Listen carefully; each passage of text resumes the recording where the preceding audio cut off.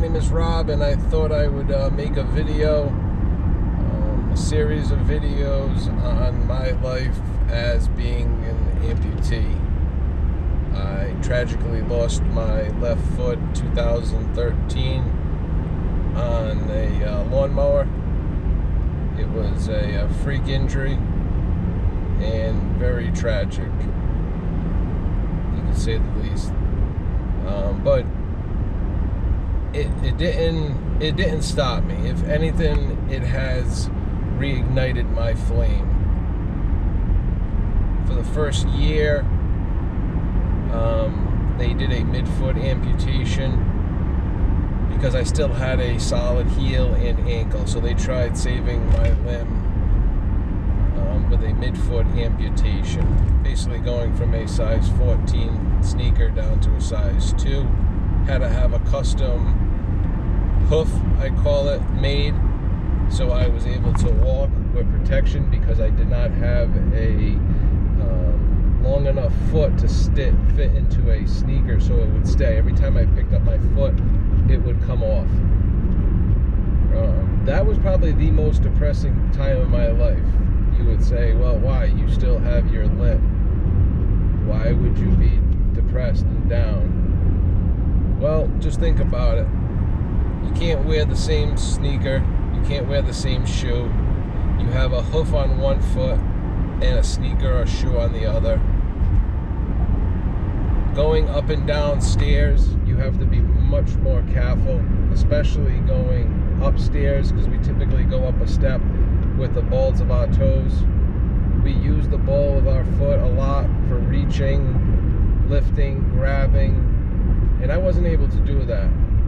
I would have to say, out of the going on 6 years since I was injured, the first year with the midfoot amputation was by far my worst.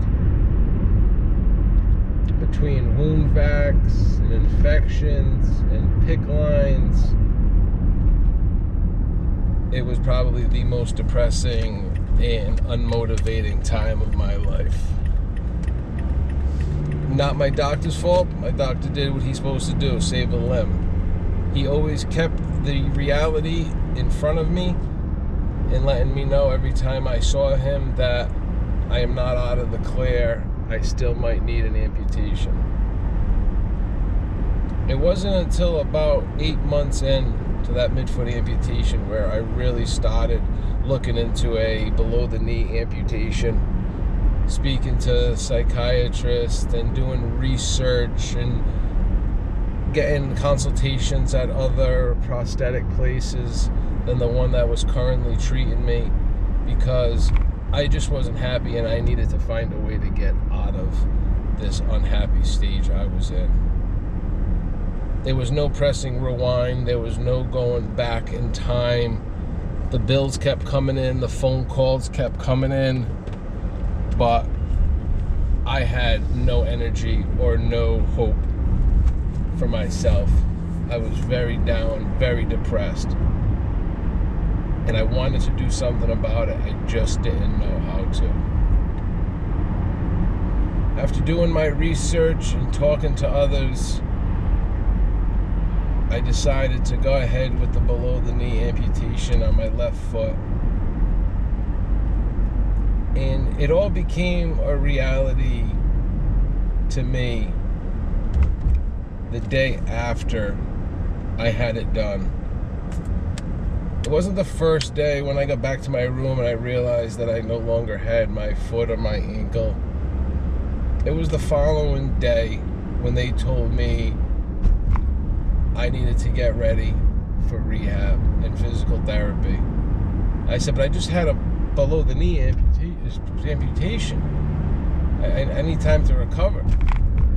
They said, your recovery starts now.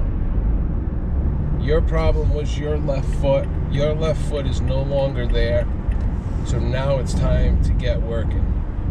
In that moment, I realized that my life was about to change for the positive.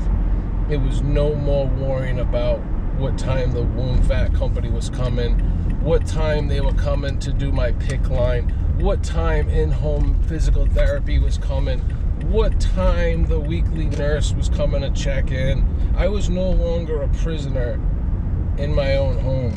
I was going to get up and go to physical therapy and begin my life as a below-the-knee amputation.